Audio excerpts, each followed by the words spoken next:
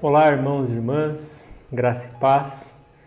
É bom poder tê-los aqui novamente no nosso canal, no nosso espaço de todas as sextas-feiras, o nosso encontro com a palavra. E dando continuidade aos nossos estudos, semana passada nós começamos com um novo tema, a Igreja de Cristo no mundo moderno, e hoje nós iremos trabalhar a respeito da nossa liberdade cristã. Então o tema da nossa lição hoje é liberdade em Cristo e um cristianismo libertador. Eu gostaria que os irmãos abrissem suas Bíblias comigo lá na carta do apóstolo Paulo aos Gálatas, no capítulo 5. Nós iremos ler do versículo 1 ao versículo de número 7.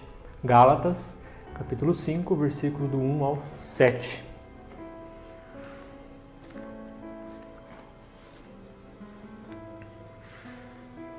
Diz assim a palavra de Deus: Para a liberdade foi que Cristo nos libertou. Permanecei, pois, firmes, e não vos submetais de novo ao jugo de escravidão. Eu, Paulo, vos digo que se vos deixardes circuncidar, Cristo de nada vos aproveitará.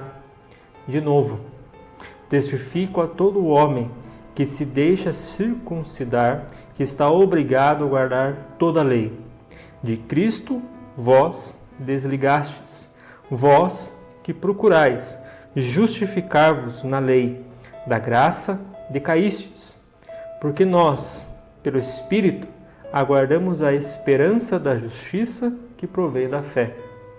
Porém, porque em Cristo Jesus a circuncisão e nem a incircuncisão tem valor algum, mas a fé que atua pelo amor. Vós corrieis bem. Quem vos impediu de continuardes a obedecer à verdade? Então notamos aqui a indignação do apóstolo Paulo, com a igreja na Galácia, com os Gálatas, porque eles tinham sido persuadidos a voltar às práticas judaizantes, que havia sido abolida pela graça de Cristo. Então eles voltaram a praticar esses rituais, essas cerimônias judaizantes com o propósito de se aproximar mais de Deus, de ter mais comunhão com Deus, e isso indignou o apóstolo Paulo, E Paulo escreve aqui para eles dizendo que somos livres em Cristo, libertos em Cristo. Não temos mais a necessidade de guardar esses ritos e essas cerimônias que serviram até um determinado tempo, mas em Cristo elas se findaram.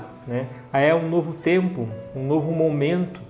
Vivemos na época da graça e não mais na época da lei. Então o apóstolo Paulo está indignado aqui, no versículo de número 7. Nós vemos aqui quem que fez com que eles parassem de obedecer a Cristo e voltassem às práticas da lei. Eles estavam indo tão bem, é isso que o apóstolo Paulo está dizendo, eles estavam indo tão bem. Quem vos iludiu com isso? É comum hoje, nós vemos na nossa igreja, num sentido amplo, quando falamos de igrejas, todas as igrejas, esse conceito a respeito de liberdade do cristão, O que o cristão ele deve fazer, qual a sua maneira de agir no meio da sociedade, no trabalho, na família, fora do ambiente eclesiástico, fora da igreja, como deve ser o comportamento do cristão.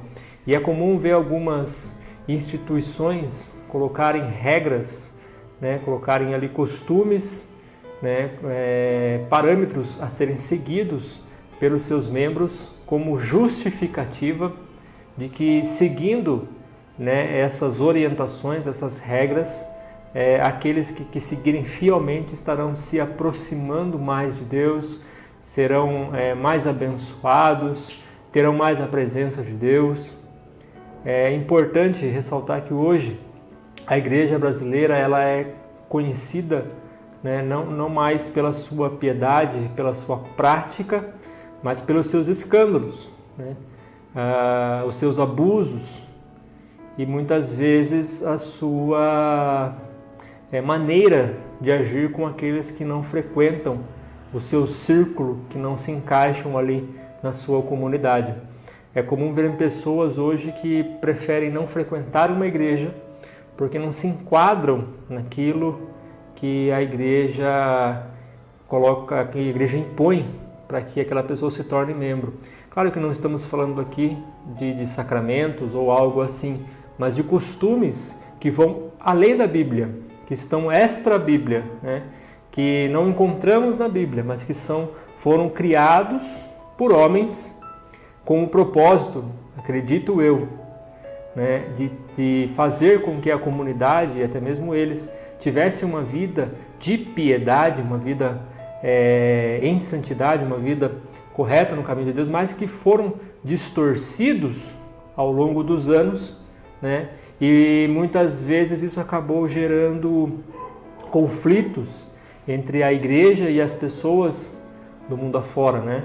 E esses conflitos causaram aí a grande desilusão, né, das pessoas com a igreja. Muitas igrejas que foram fundadas no século passado, por exemplo, né, que tiveram a sua fundação ali, né, no começo do século passado, havia um costume, né, de como se vestir naquela época, como se falava naquela época, a maneira de agir naquela época, e algumas igrejas manteve essa tradição, né, e colocou isso como um instrumento de santificação dos seus membros, né? Aqueles que guardam esses costumes, eles são mais santos que os outros, mas não é isso o que a Bíblia nos ensina. A Bíblia nos ensina que em Cristo nós temos liberdade. Cristo trouxe essa liberdade, né? Esse foi um grande conflito também de Cristo na sua época. Quando Cristo começou a pregar o Evangelho às pessoas, ali na sua época, ali houve um grande escândalo, porque havia na sua época a seita, né, dos fariseus, que acreditavam que se seguissem suas regras, se praticassem suas leis, né, que eram tão pesadas, tão duras de ser seguidas, a pessoa seria santificada, a pessoa estaria próxima de Deus, a pessoa seria um servo de Deus. E Cristo veio para libertar esse conceito, né, humano, de querer colocar ali regras, né, colocar ali caminhos para se aproximar de Deus que não estão na sua palavra, né? Nós vemos o diálogo de Jesus com a mulher samaritana lá em João capítulo 4, né, onde ela diz que não, mas nós devemos adorar, nós adoramos no monte, vocês dizem que tem que adorar em Jerusalém, né? E Jesus quebra esse paradigma, né, com ela dizendo que os verdadeiros adoradores adorarão o Pai em espírito e em verdade, né? Então não importa se é aqui, se é lá, mas em todos os lugares nós podemos adorar a Deus. E em meio a essa confusão, em meio a essa opressão que muitas igrejas têm provocado, né, como o cristianismo ele tem lidado com isso? Como que a igreja ela tem lidado com isso, né? Nós temos que não somente combater as ideias que são impostas por uma sociedade depravada, uma sociedade afastada de Deus, mas como também combater as heresias que são causadas por aqueles mesmos que se dizem povo de Deus, né? Então há um grande desafio para a igreja hoje, né? Com tanta liberdade de expressão, assim dizendo, né, com o avanço da internet. Hoje é comum você ver um vídeo, o vídeo já viraliza na internet, várias pessoas já visualizam aquele vídeo e de repente aquela heresia ela acaba se tornando verdade porque as pessoas acreditam em tudo que vem, em tudo que ouvem, né? Então hoje a igreja precisa estar muito bem preparada teologicamente, né, para combater essas heresias que são pregadas, que são espalhadas pelo povo, tá?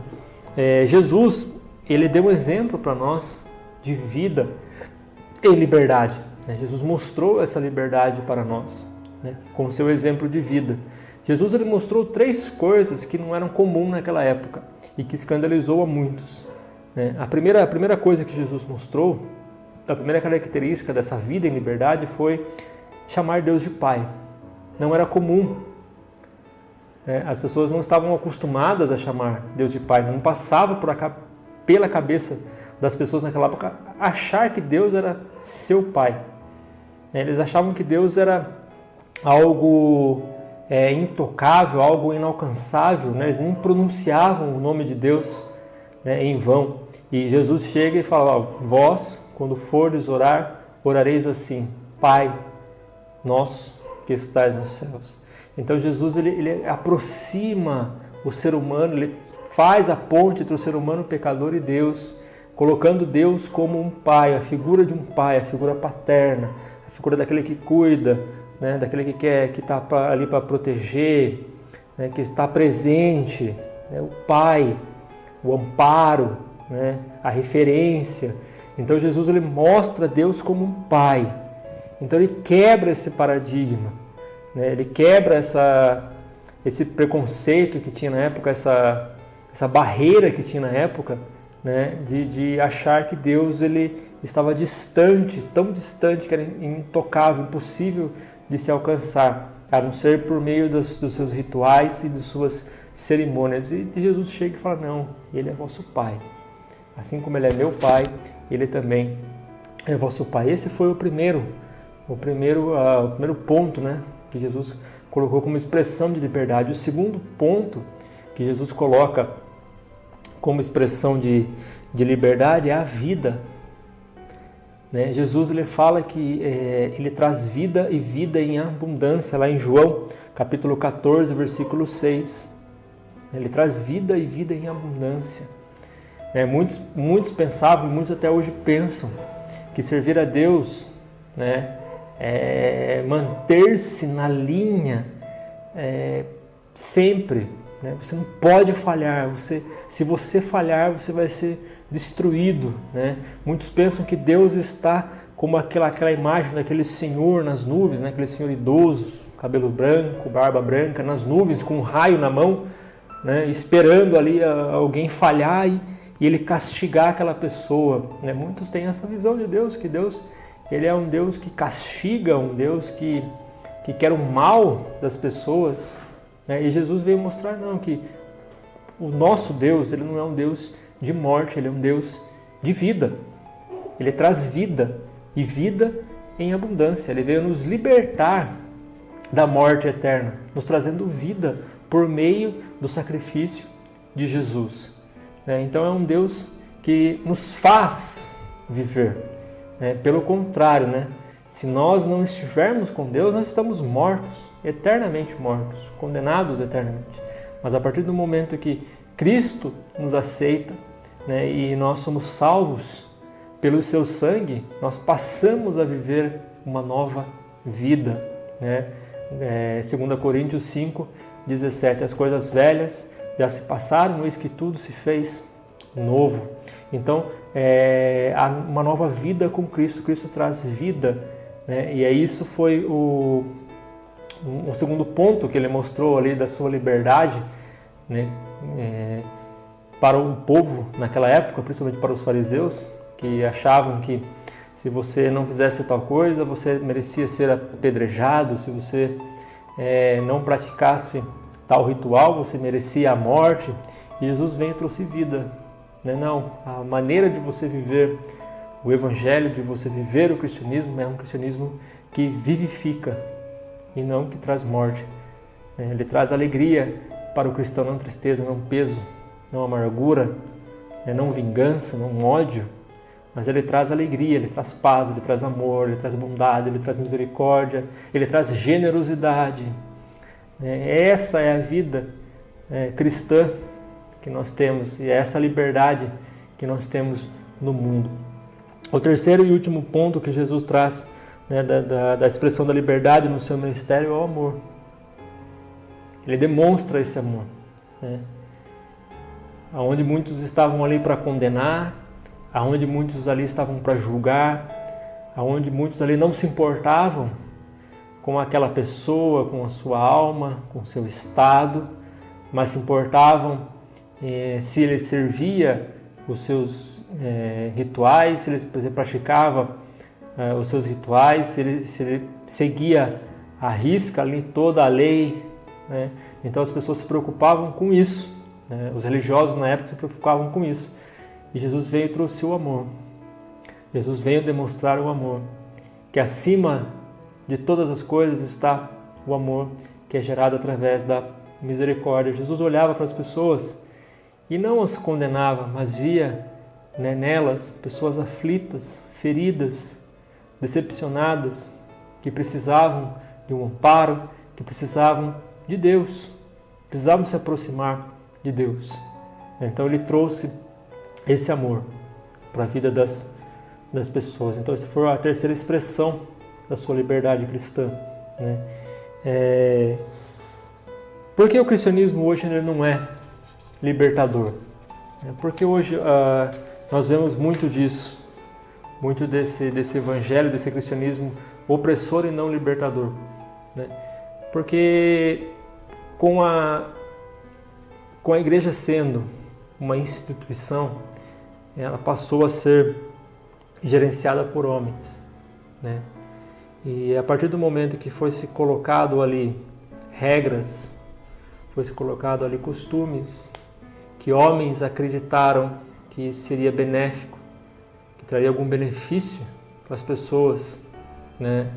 E impuseram isso aos seus membros com o propósito de que esses costumes, essas regras, esses rituais tornassem as pessoas mais próximas de Deus, mas o efeito foi o contrário. As pessoas se tornaram mais arrogantes, mais orgulhosas, mais preconceituosas.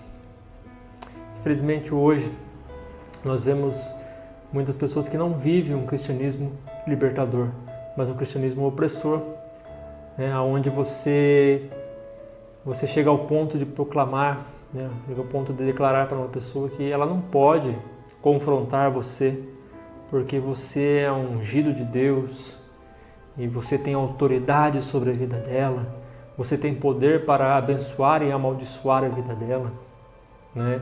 Pessoas que se julgam superiores às outras, né? Que não entram num convívio com as pessoas. Como que vamos falar do amor de Jesus às pessoas se nós nos afastamos das pessoas?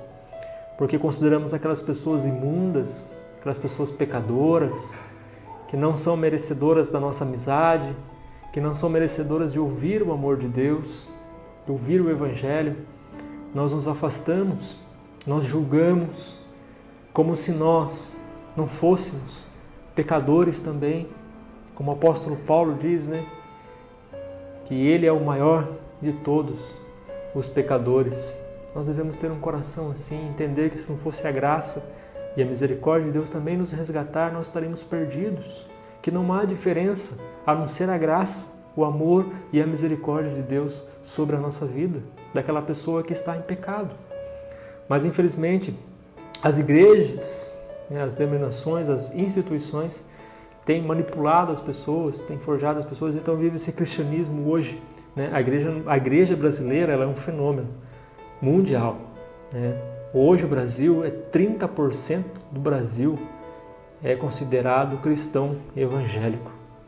Mas nós vemos ali um Brasil ele inchado, né, assim dizendo, né, de cristãos, mas sem efeito nenhum. Olha a situação da nossa nação, né? Não sei o sentimento que você sente, mas quando olhamos para o Congresso, para Brasília, né, tantos escândalos, tanta corrupção, tantos pastores que infelizmente se desviaram no caminho de Deus, entraram com um propósito e se perderam. Então vemos que a igreja brasileira, né, os seus frutos não são bons. Tem um remanescente, tem aqueles que são fiéis, né, tem aqueles que buscam viver uma vida santa, uma vida íntegra na presença de Deus, que não usam essa liberdade cristã como o pretexto de pecar, né? Porque eu sou livre em Cristo, eu posso fazer isso, eu posso falar aquilo, eu posso viver a minha vida da maneira que eu quero. Não, mas existem pessoas sérias, compromissadas com a verdade, com a palavra de Deus, que buscam a Deus, que vivem essa liberdade cristã, que não são influenciadas pela moda, pela televisão, né, pela internet, que não são levadas por qualquer vento de doutrina, né, como os Gálatas estavam sendo levados aqui, não, mas que permanecem firmes no Evangelho de Cristo, firmados na rocha, na palavra. Há sim ainda pessoas íntegras no nosso país, mas precisamos aprender a mudar. Precisamos aprender a viver um cristianismo libertador, que traz liberdade às pessoas. Né? A reforma protestante ela é bem clara em dizer, né? Nós somos livres do pecado, do juízo e da morte. Precisamos levar essa mensagem, né, às pessoas. Até mesmo nós que somos protestantes, reformadores, precisamos também, né, sair, né, desse engessamento que muitas vezes provoca na nossa disciplina cristã e abrir um pouco mais a nossa visão e alcançar essas vidas que precisam sim receber o amor de Deus, que precisam ser alcançadas pelo Evangelho de Deus. Né? No princípio da Reforma Protestante, né, todo o seu movimento ali, ela alcançou milhares de vidas, mas com o passar dos anos, ela foi também se fechando, né? Graças ao nosso Deus, hoje temos conseguido abrir um pouco mais o espaço, mas por muitos anos nós nos tornamos fechados ali também no nosso círculo religioso. Por isso, hoje nós adotamos, né, o lema Igreja Reformada, sempre se reformando, para que nós não viemos também a nos acostumar e a nos engessar e a colocar também regras, né, barreiras que impedem as pessoas de alcançar a Cristo. Que possamos viver um Evangelho libertador, que é isso que o nosso país precisa, é isso que a nossa cidade precisa, é isso que a nossa família precisa. Né? Que a nossa vida cristã seja uma vida regrada, cuidada pelo Senhor, com carisma, né, conduta, teologia e caráter. Que Deus vos abençoe, tenham todos um bom final de semana. Amém.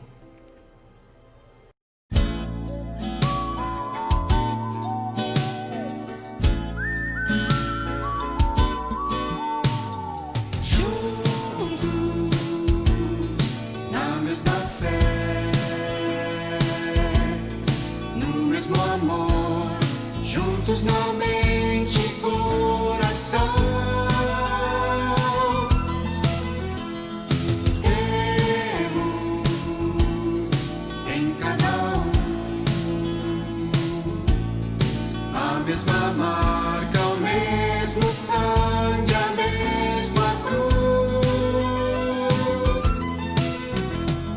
Juntos somos um corpo em Cristo. Juntos somos um corpo vivo, corpo que adora e que serve, corpo que chora e se alegra, corpo que parte e reparte as cargas do irmão. Portas que foram partidas podem de novo soar, corpo onde a vida é mais vida, vivendo Jesus. Corpo onde a vida é mais vida, vivendo em Jesus.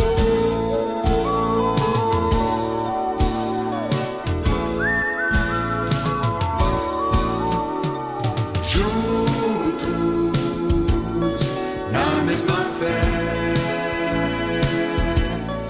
no mesmo amor, juntos na mesma